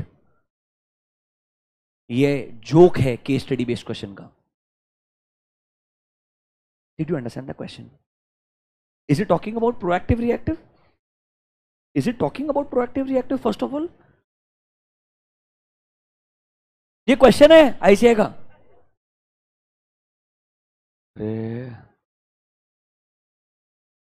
Is it talking about proactive reactive? I am asking you. हाँ बात कर रहा है ना यार, वो पता है वो अज्यूम कर रहा है। एक में उसने वर्ड रिएक्शन लिखा है ना, तो तू अज्यूम करेगा पहला वाला प्रोएक्टिव है क्योंकि उसने हिंट दिया इट्स अ इनोवेटिव प्रोडक्ट। समझ में आएगा? तुमको ऐसे तुमको आइडिया नहीं है। अच्छा बाय द वे ऐसे सारे क्वेश्चन नहीं होते ऑब्वियसली। ऐसे एक आध चैप्टर में 2-3 क्वेश्चन मिल सकते हैं आपको। आपकी किस्मत खराब हुई, पेपर में ऐसे 5-6 निकल गए तो बात अलग है। नॉर्मली ऐसा 1 या 2 क्वेश्चन पेपर में आपको देखने को मिल सकता है। आंसर छोड़ दीजिए, क्वेश्चन समझ में आया क्या? कौन सा सुपीरियर बोलोगे तुम बताओ? यहां पे तुम्हारे हिसाब से कौन सुपीरियर है? तुक्का लगाओ ना कुछ तो यार। अरे पहला वाला कौन है? Yummy foods. वो क्या कर रहा है? इनोवेटिव प्रोडक्ट बना रहा है। टेस्टी वाला कॉपी पेस्ट कर रहा है। So which one is superior? How many think tasty superior sir? Okay, how many think yummy is superior? मतलब क्या ही बोलूं तुम मेरे को बताओ, हम डिसाइड ही नहीं कर सकते हैं। मतलब ये छोड़ नहीं सकते हैं, कैसे छोड़ के आ जाएंगे बेटा? This can be the first question which is the compulsory question. अच्छा वो भी होता है ऐसा कुछ कॉन्सेप्ट? हाँ हाँ, ऐसा कंपल्सरी क्वेश्चन भी आता है जिसमें ऑप्शन नहीं होता है, और वो ऐसा क्वेश्चन पहला वाला ऐसा ही रहता है नॉर्मली। बोलो क्या डिसाइड करोगे? और मैं आपको बता रहा हूं, मैंने आपको पूरा मॉड्यूल पढ़ाया है, मॉड्यूल में जितना लिखा है ना सब लिख के दिया है मैंने उधर। पूरा पढ़ने के बाद में भी कोई डिसाइड नहीं कर सकता सही आंसर क्या होना चाहिए। अच्छा रुक जाओ, आंसर तो इनका मेरे सबसे यमी रहेगा, मेरे सबसे, क्योंकि उनको लगता है इनोवेटिव है तो बेटर काम कर रहा है शायद। हाँ मैं भी गलत हो सकता है, मेरे को भी आंसर पढ़ना पड़ेगा, पॉसिबल है। मैं ऑनेस्ट आदमी है, मेरे को थोड़ी उनका आंसर याद रहेगा, मेरे को कॉन्सेप्ट याद रहेगा। मैं लिख चुका है, आर यू अंडरस्टैंडिंग दिस? हाँ मेरे को प्रोएक्टिव रिएक्टिव सारा, पर उनका जो तुक्का है वो मेरे को थोड़ी याद रहेगा यार।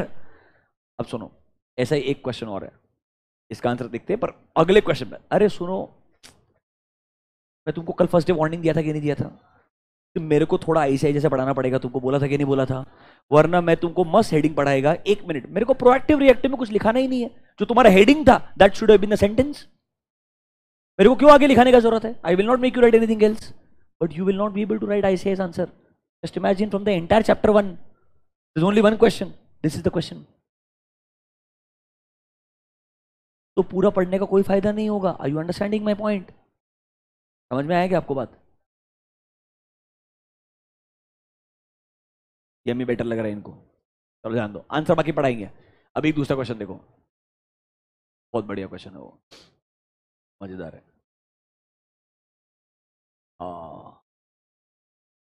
कम to chapter number, question number 11। आइए। अरे तुम यार, यही प्रॉब्लम है, सीरियस नहीं हो यार, सीरियस ले लो आईसीआई को, तुमको मैं बता रहा हूं। देखो क्या बोलता है, Albela Foods and Just B Foods are successfully competing chain of restaurants in India. Albelas are also known for their, can you say what, innovative approach, कुछ तो कॉमन है दोनों में, which has resulted in good revenues. On the other hand, Just Be is slow in responding to environmental changes. मतलब environment में बदलाव जो आते हैं उसको रेस्पॉन्ड करने में, द वर्ड इज रेस्पॉन्ड करने में स्लो है। पहला वाला ऐसा लग रहा है इनोवेटिव कर रहा है, दूसरा वाला रेस्पॉन्स में भी स्लो है। The initial stages of covid pandemic and ensuring strict lockdown had an adverse impact on both the companies, obviously realizing कि ये बहुत severe impact हो सकता है and future में इसके consequences बुरे हो सकते हैं। अलबेला immediately chalked out, एक ऐसा प्लान बनाया, जैसे लॉकडाउन खत्म हो जाएगा हम क्या करेंगे, मतलब जब ये लॉकडाउन सिचुएशन आया, so Albela is trying to think proactively. Albela is trying to think proactively. They made a plan कि हमारा पोस्ट लॉकडाउन स्ट्रेटेजी क्या होगा। उन्होंने देखो स्ट्रेटेजी पे लिख के दिया है, कॉन्टेक्टलेस डाइनिंग, वो क्यूआर कोड से, new category of food in the menu जिससे इम्यूनिटी बूस्टर होगा, फिर नेक्स्ट देखो सेफ्टी मेजर बेटर रहेंगे, हाइजीन अच्छा रहेगा, फिर sir online food delivery app. क्या एक्साइटेड लोग हैं बिजनेस की। नेक्स्ट देखो, सीइंग द पॉजिटिव बज अराउंड दीज मेजर्स जो अलबेला ने ली है, जसबी ने बोला ठीक है अब हम भी इंट्रोड्यूस कर ही लेते हैं। मतलब पहले अलबेला ने ये प्लान बनाया, फिर ये सक्सेसफुली चलने लगा, तो इसलिए जसबी ने सोचा इसे हम क्या कर लेते हैं, कॉपी कर लेते हैं। अब क्वेश्चन क्या है, identify the strategic approach taken by Albela and taken by Just B.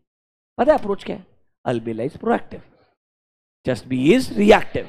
इसके लिए 5 नंबर दे दो मेरे को। This is a 5 mark question, remember that. तो this is question number 1। Number 2 देखो, डिस्कस दीज अप्रोचेस, मतलब इसके बारे में आईसीआई मॉडल में जितना लिखा हुआ है वो निबंध लिखो नीचे। थर्ड, विच,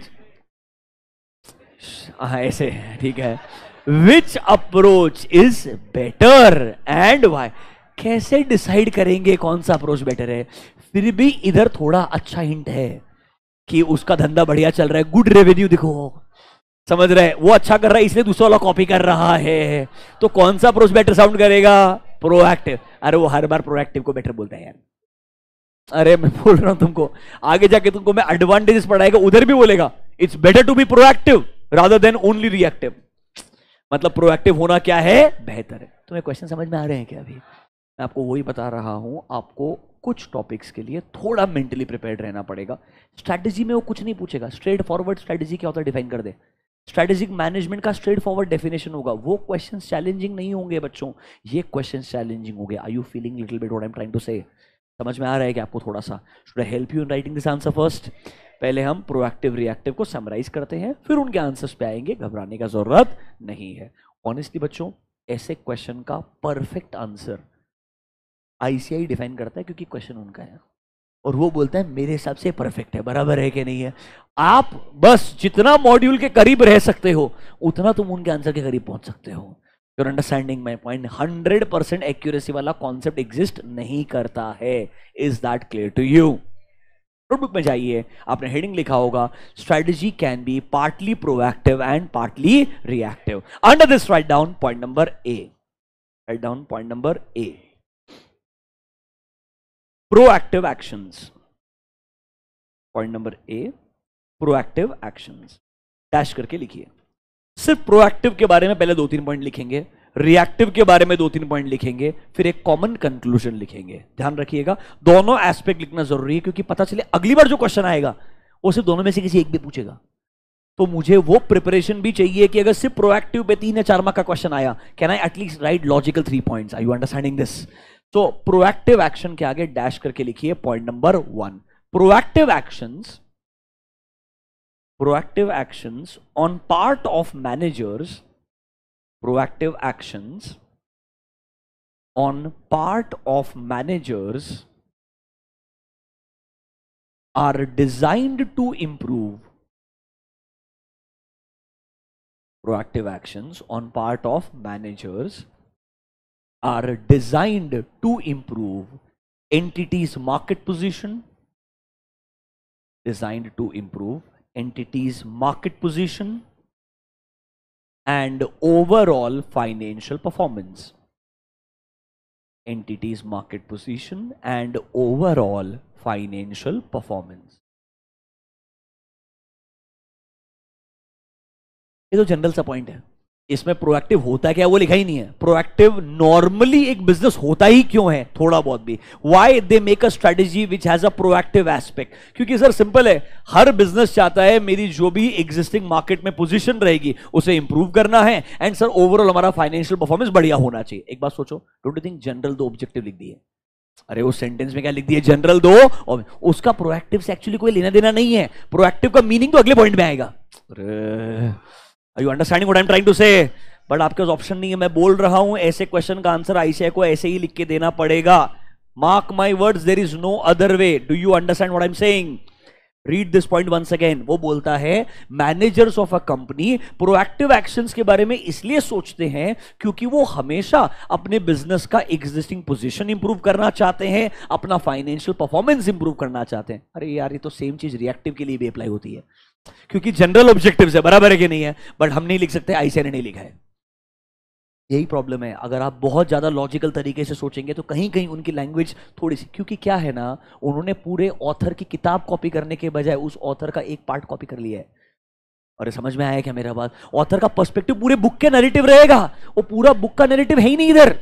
एक छोटा सा पार्ट उन्होंने कंट्रोल सी कंट्रोल वी कर दिया। You are understanding the challenge? Okay, under proactive write down point number 2, a company's current strategy. Proactive में point number 2, a company's current strategy flows from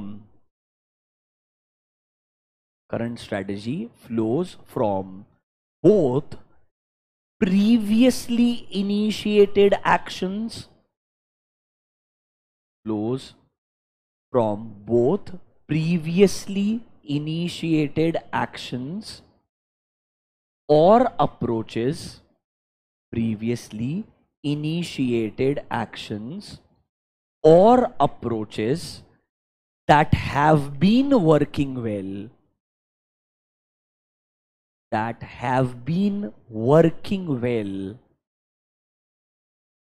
for the business, that have been working well for the business, and newly initiated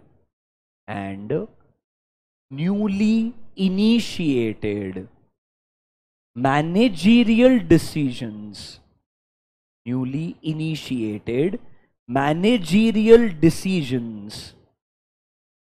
that will strengthen, newly initiated managerial decisions that will strengthen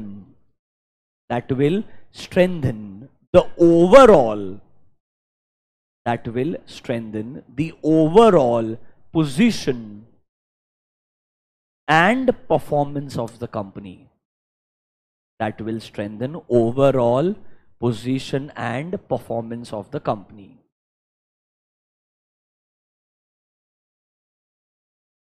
पढ़ो एक बार शांति से। ये बोलता है जब हम एक strategy बनाने जा रहे हैं, इस स्ट्रेटेजी में दो साइड से चीजें आने वाली है। एक, आज तक पहले अगर हम सोचें हिस्टोरिकली क्या बराबर से काम करते आया है वो चीज भी आएगा, कुछ नए मैनेजरियल डिसीजंस भी आएंगे जिससे हमारा ओवरऑल पोजीशन क्या होना चाहिए, इंप्रूव। अगर आप नोटिस करेंगे पॉइंट नंबर ए में आपने यही बोला, प्रोएक्टिव आप है ही क्यों, क्योंकि आप ओवरऑल परफॉर्मेंस इंप्रूव करना चाहते हैं।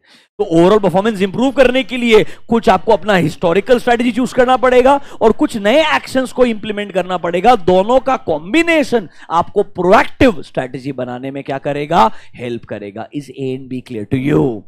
लैंग्वेज इंपॉर्टेंट है। बोथ मतलब दो चीजें हैं, एक है प्रीवियस एक्शंस और दूसरा है न्यू एक्शंस। दोनों मिला करके आपका नया प्रोएक्टिव स्ट्रेटेजी बनाया जाएगा। Is A and B clear to you? Spend 2 minutes, वापस से पढ़िए दोनों पॉइंट्स को। सिर्फ प्रोएक्टिव में 2 पॉइंट जो लिखे हैं वो रीड कीजिएगा please.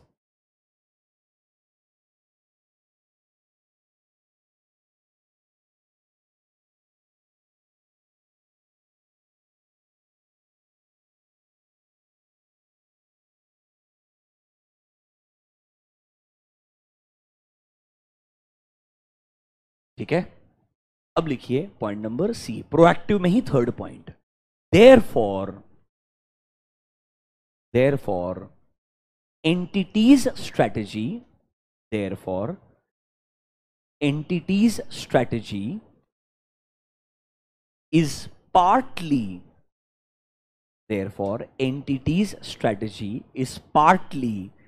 deliberate and proactive.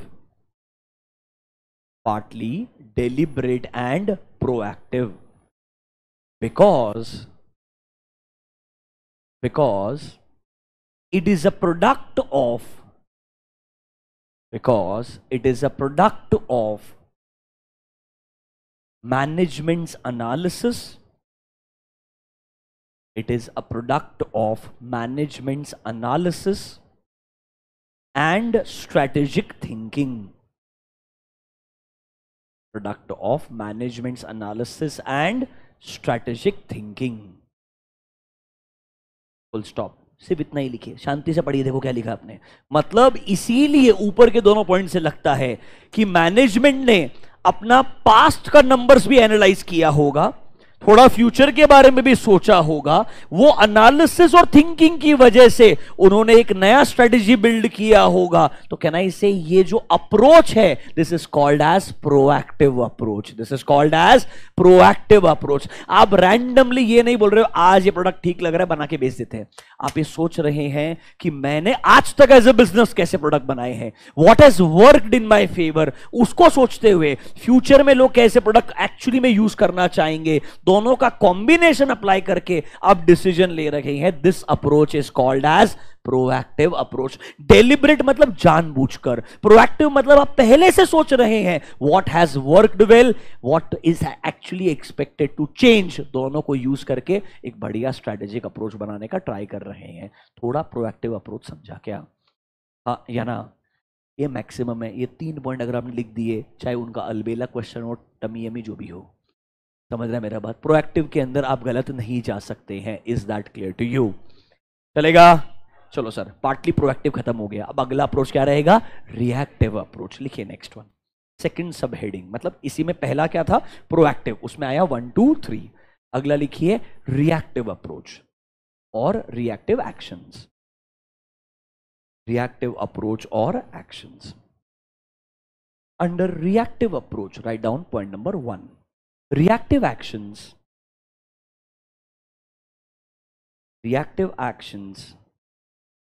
are entities reaction. Reactive actions are entities reaction to the unanticipated developments,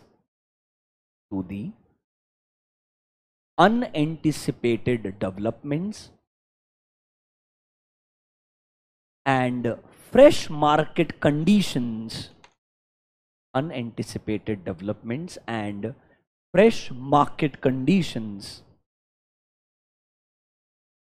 fresh market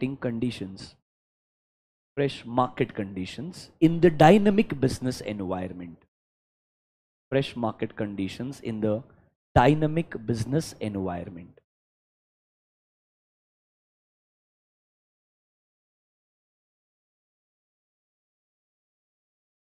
I'll give you an example. नहीं बात करना चाहिए बट ठीक है, पता नहीं सडनली स्ट्राइक हुआ है इसके around. You know, there's a car manufacturing company, Volvo. When Volvo sells its car, it actually gives you 2 keys. 2 अलग अलग चाबी देता है. हर गाड़ी 2 चाबी देता है, बट Volvo आपको एक स्पेशल की देता है ऑरेंज कलर का. मतलब इट्स अ डिफरेंट कलर की. इट्स एक्चुअली गिवन कि अगर मान लो कोई आपका गाड़ी लेकर के जा रहा है और आप कंट्रोल करना चाहते हो कि वो गाड़ी कितना मैक्सिमम स्पीड पे चला सकता है, उसको एक दूसरा चाबी दीजिए. विद दैट की you can control the maximum speed that car can actually go. Are you understanding what I'm saying? You know what, in connection of what I'm actually telling you, आपको समझा होगा. The Porsche incident which we have seen, बराबर है.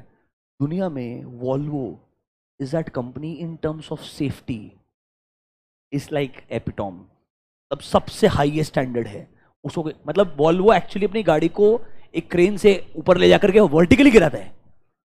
मतलब normally car test crash कैसे करते हैं, ऐसे गाड़ी चलते हुए आता है, क्रैश होता है. वॉल्वो बोलता है ये बच्चों के लिए.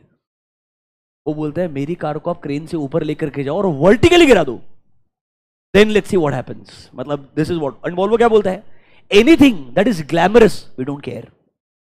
इज इट सेफ और not? If it is not safe I am not selling in my car. I am telling you, for example तुम अगर वॉल्वो चलाओगे, तुमको लगेगा तुम होंडा सिटी चला रहे हो इन टर्म्स ऑफ ड्राइविंग, बट वो बोलता है आई don't care. When I am selling a car I am selling safety. तो अगर तुमको लगता है इसमें बहुत थ्रिल नहीं आ रहा है, it's okay, it's not for you. You understanding what I am trying to से?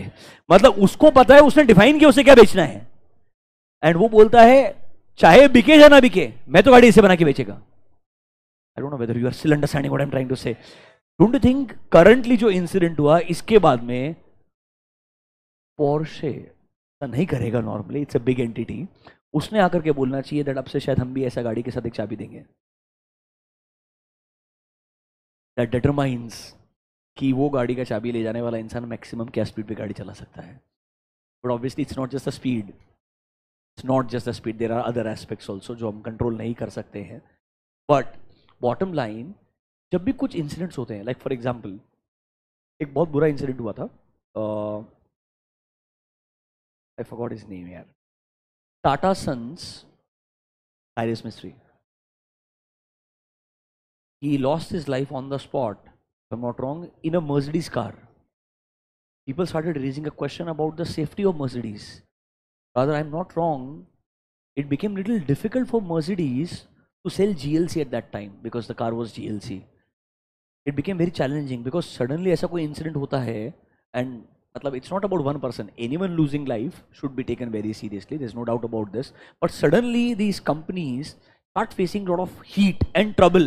अगर suddenly कोई well-known person या connected होता है इससे ideally, तो ideally हर किसी के लिए होना चाहिए. But it's there. I'm just trying to say as a business आप एक चीज सोचिएगा, जब भी कोई एक ऐसा इंसिडेंट आपके किसी प्रोडक्ट के आसपास होता है, आपको शायद बहुत सोच समझ के रिएक्ट करना पड़ता है. ऐसा एक एग्जाम्पल सैमसंग के साथ हुआ था. सैमसंग का एक नोट था तो ब्लास्ट होना शुरू हो गया था. Samsung lost its reputation heavily. $1 billion loss book करना पड़ा उनको जितने नोट्स बेचे, बिकॉज ऑफिशियली दुनिया भर के फ्लाइट्स में ऑफिशियल अनाउंसमेंट था, if you carrying this specific smartphone. Note का था कोई तो वर्जन था, I don't remember which one, whatever, I don't care, मुझे नहीं पता, बट नंबर याद नहीं है. अगर that is the note, if you carrying, you are not allowed to board the flight. It's like the biggest reputation loss for a smartphone manufacturer जिसने इतने साल तक रेपुटेशन बिल्ड किया था. You understanding?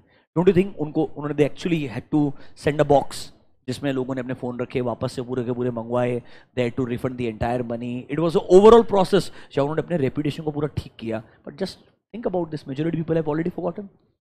Samsung is back. You understanding this? तो businesses के लिए यही चैलेंज होता है, मतलब आपका जो एग्जिस्टिंग सिनेरियो रहेगा, कभी भी मार्केट में अनएक्सपेक्टेड डेवलपमेंट्स हो सकते हैं जिसके लिए शायद आप प्रिपेयर्ड नहीं थे। अगर ऐसा कुछ होता है तो हमें शायद नॉर्मली रेस्पॉन्ड करना पड़ेगा। That response is called as reactive action. That is called as reactive action. थोड़ा बात समझ में आया क्या? अरे is this clear to you? Under reactive approach और reactive action, write down point number 2. Things may not happen.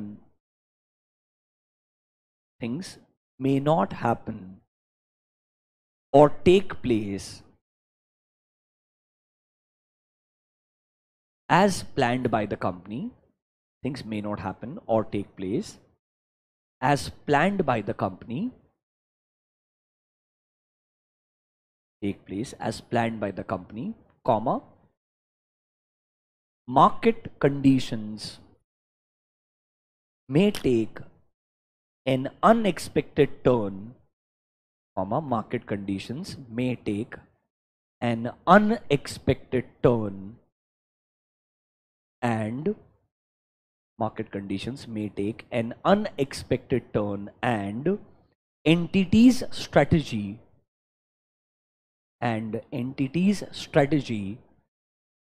may hit a stone wall. Entity's strategy may hit a stone wall. मतलब ये सिनेरियो आपको बता रहा है जैसा आप सोच रहे हैं हर बार वैसा नहीं होगा। कभी कभी मार्केट में अनएक्सपेक्टेड टर्न्स और इवेंट्स हो सकते हैं जिसकी वजह से आपका स्ट्रेटेजी शायद कुछ समय के लिए या आपको सम एक्सटेंट फेल हो सकता है। उस केस में आप क्या करेंगे? थोड़ा आपका रिएक्टिव अप्रोच रहेगा। That will be your point number C. Write down point number C. Therefore, company's strategy. Therefore, point number C. Company's strategy is partially developed. Therefore, company's strategy is partially developed as a reasoned response. As a reasoned response. As a reasoned response to the unforeseen developments. Reasoned response to the unforeseen developments. To the unforeseen development. मतलब कुछ unforeseen developments की वजह से हमें शायद logical reasons के जैसे response देना पड़ेगा और वो रेस्पॉन्स भी हमारे स्ट्रेटजी का क्या बन जाएगा? पार्ट बन जाएगा। मतलब शायद हमारा स्ट्रेटजी हमें थोड़ा बदलना पड़ेगा एज अ रेस्पॉन्स, क्योंकि things did not turn out the way we had actually planned. This approach is called as reactive approach. मतलब सर वो बोलता है strategy is generally a combination of both proactive as well as reactive. Starting phase proactive होता है, अगर आपको लगे चीजें वैसे नहीं हो रही है जैसे आपने सोची थी तो आपको थोड़ा रिएक्ट भी करना पड़ेगा। This is how a combination should work. Is this clear to you? Yes और नो? थोड़ा समझ में आया क्या? Should I show you the answers now? Answer देखने का क्या तुमको? फिर एक कंक्लूजन लिखेंगे। आई जस्ट वांट कि कंक्लूजन के फॉर्म में एक सेंटेंस लिखेंगे अपन, पर वो लास्ट में। ये लिखने से पहले थोड़ा आंसर्स देख लीजिए। चलिए, अलबेला एंड जस्ट बी। 3 क्वेश्चन पूछे यहां पे। पहला वाला अप्रोच कौन कौन सा है? अलबेला का एंड जस्ट बी का। एक का प्रोएक्टिव रहेगा, दूसरे वाले का रिएक्टिव रहेगा। फिर वो बोलेगा उन दोनों को डिस्कस करो, मतलब दोनों के बारे में थोड़े पॉइंट्स लिखने पड़ेंगे। आंसर देखो जरा। Albela is proactive in its approach, Just B is reactive. First answer खत्म हो गया। नंबर 2 प्रोएक्टिव में देखो उसने जरा क्या लिखा है। ऐसा लग रहा है कि मस्त points as it is copy कर दी है। तुम्हारे पास तो पॉइंट नंबर ए भी है अच्छा लिखने के लिए, पूरा लिखना चाहिए। तुम होशियारी मत करो, इधर उनका आंसर डिफाइन करना बहुत मुश्किल है, इसीलिए मैं आपको उतना पार्ट लिखवा के देगा जहां मुझे पता है आईसीआई का आंसर मैच करना चैलेंजिंग है। वो बहुत ही इरेलेवेंट चीज रहेगी, मैं खुद ही स्किप कर देगा, आपको बताएगा, मतलब बताएगा, आपको उधर अपना एफर्ट डालने का जरूरत नहीं है। फिर देखो रिएक्टिव, सेम बात बोल रहा है कैसा? ठीक है, तो कौन सा वाला अप्रोच बेटर है इनके हिसाब से? थर्ड वाला आंसर देखो। In reference to the given case, proactive seems better because Albela had been able to utilize available opportunity and वो जो adverse impact आ सकता था उसको क्या कर पाया? reduce कर पाया। and सर उसको देखो कौन सा advantage मिल गया? first mover। तुझे क्या पता जस्ट भी बेटर नहीं कर सकता है? अरे बराबर है कि नहीं है? पर देखो अभी सर आपने ऐसे ऐसे डिसाइड करता है, मैं कुछ नहीं कर सकता है। ऐसे कुछ क्वेश्चंस होते हैं जहां पे ऐसे अपने कंक्लूजन वो अपने हिसाब से ड्रॉ कर सकता है। बट एक बात सोचो, 5 मार्क का क्वेश्चन है, 1 मार्क रहेगा इसके लिए। अरे तेरे को ओवरऑल 4 नंबर तो मिल गया ना यार। अरे तुम इधर रो नहीं सकते हो कि मेरे को 100% मैच होना चाहिए। सीबीएसई बोर्ड का एग्जाम नहीं है ये, इधर नहीं मैच होता हर चीज 100%, समझा क्या? पर सारा क्वेश्चन भी ऐसा नहीं होता है यार, तो वन ऑफ इट्स काइंड है। गलती हो गया क्या मेरे से तुमसे ऐसा डिस्कस करके क्वेश्चन? समझ में आया क्या तुमको? पक्का 100% कंफर्म? संडे का तुम्हारा होमवर्क क्वेश्चन है यही, यही वापस लिखने का। अरे यही प्रैक्टिस होता है, कुछ और नहीं है। अरे देखो मैं तुमको स्ट्रेटजी लिखने के लिए बोला क्या? नहीं। मैनेजमेंट लिखने के लिए बोला क्या? नहीं। आगे और 2-3 चीजें की, कुछ भी लिखने के लिए नहीं बोलूंगा। जिधर मेरे को मालूम है तुम गलती करने वाला है वही लिखने के लिए बोलूंगा तुमको मैं। तो sir question answer module question number 11 is your homework for Sunday, is your homework for Sunday. Tomorrow Saturday, I know that, but I am giving you homework for Sunday. Is that clear to you? Will you write this answer? Yes और no? Can we go next? चलो अच्छा, ऊपर वाला answer देखने का तुमको, वो वाला भी। अरे था ना एक क्वेश्चन और था ना वो, यमी एंड टेस्टी फूड्स। आ जाओ सर। यमी का अप्रोच क्या है? प्रोएक्टिव है। टेस्टी वाला अप्रोच क्या है? रिएक्टिव है। ओके, 1 नंबर तो मिल गया तेरे को पॉकेट में, बराबर है कि नहीं है? अब इधर आईसीआई का आंसर, या आईसीआई का एक्चुअल खुद का आंसर है स्टडी मटेरियल में। Read the first sentence.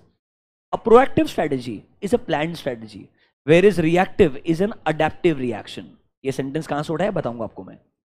Number B, a company strategy is typically a blend of, मतलब it's a combination of proactive actions on the part of manager to improve. ऐसा लग रहा है कि प्रोएक्टिव का first point लिख दिया है, अरे एंड रिएक्टिव का भी फर्स्ट पॉइंट लिख दिया है, बराबर है क्या नहीं है? अगर आपके रिसोर्सेज परमिट करते हैं तो आप प्रोएक्टिव को चूज कीजिए रादर देन रिएक्टिव। अब यहां से वो अपना जजमेंट के हिसाब से आंसर लिख रहे हैं। बीइंग प्रोएक्टिव मतलब आप कुछ नए प्रोडक्ट्स को इंट्रोड्यूस करेंगे, आप कस्टमर्स का थोड़ा एडवांटेज लेने का ट्राई करेंगे from the psychological point of view. Eight the same time ये जो पॉइंट है ना लास्ट वाला, पॉइंट नंबर 4, जो पॉइंट है ना पॉइंट नंबर 4, ये आपका आखिरी पॉइंट जो अभी लिखने जाएंगे कंक्लूजन है। मतलब कॉम्बिनेशन जोड़ तोड़ करके कैसे भी लिखता है, समझा क्या मेरा बात? नोटबुक में जाओ, राइट डाउन अ कंक्लूजन। चलो प्रोएक्टिव रिएक्टिव हो गया, लिखिए conclusion.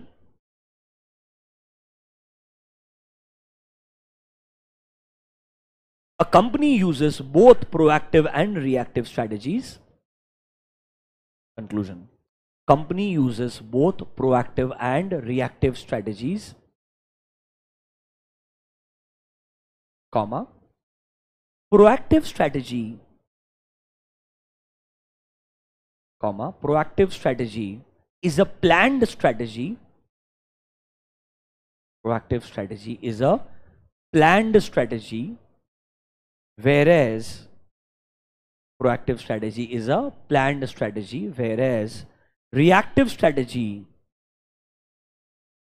proactive strategy is a planned strategy, whereas reactive strategy is adaptive reaction.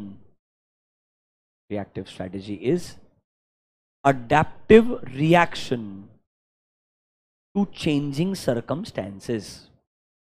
Adaptive reaction to changing circumstances. पढ़ो जरा क्या लिखा आपने। मतलब कंपनी दोनों अप्रोच यूज करता है। प्रोएक्टिव जनरली एक प्लान्ड अप्रोच होता है, हम सोच समझ के उस अप्रोच को लगाते हैं। रिएक्टिव ऐसा बोलता है भाई सिचुएशन बदल जाएगी, आपको समझ में आ जाएगा, ऐसा काम नहीं कर सकते, थोड़ा बदलाव लेके आना पड़ेगा। तो normally reactive is not that planned, proactive is actually planned. Is that clear to you? क्या कंक्लूजन का सेंटेंस समझ में आया? अरे हाँ या ना? एक सेंटेंस और लिखो कंक्लूजन में ही। क्राफ्टिंग अ स्ट्रेटेजी दस, कंक्लूजन का sentence number 2, crafting a strategy thus involves, crafting a strategy thus involves stitching together, literally stitching है, stitching together a proactive strategy, stitching together a proactive strategy which is based on which is based on prior successful experience, which is based on prior successful experience and adapting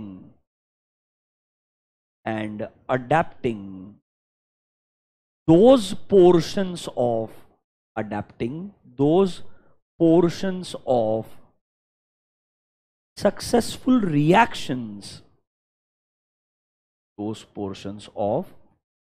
successful reactions, which were taken by the company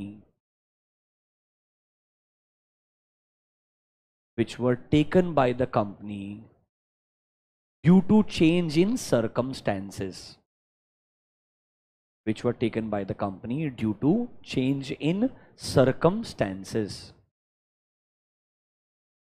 That is reactive strategy.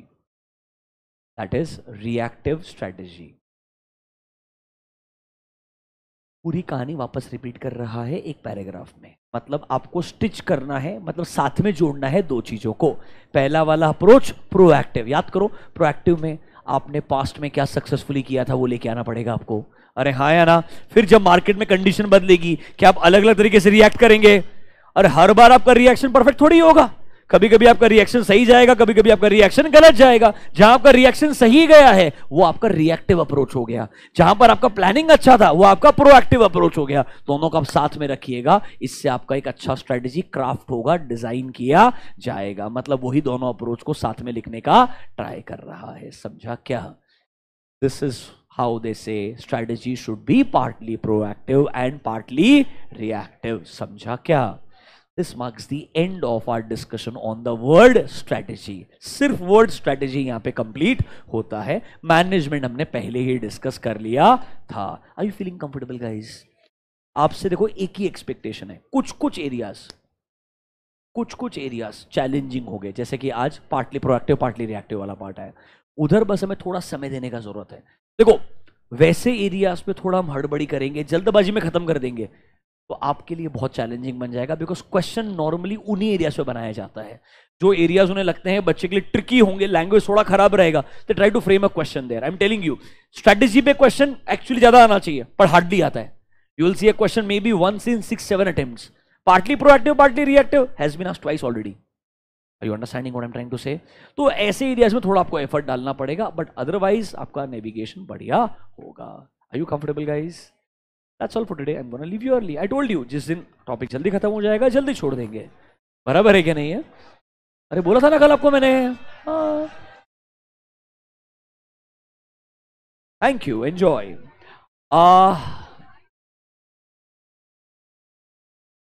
You need to collect your FM books also, some of you. FM and strategic management का summary book रहेगा। Staff will drop a message today on Telegram. Tomorrow you should be able to collect that from the second floor office, because first floor office पे बाकी books collect होंगे। Only FM and SM जिनका pending रह गया है, to collect the books that will be available on second floor office. There will be a detailed message on Telegram group. Is that clear to you? Thank you guys. Have a good day. Bye bye. Enjoy.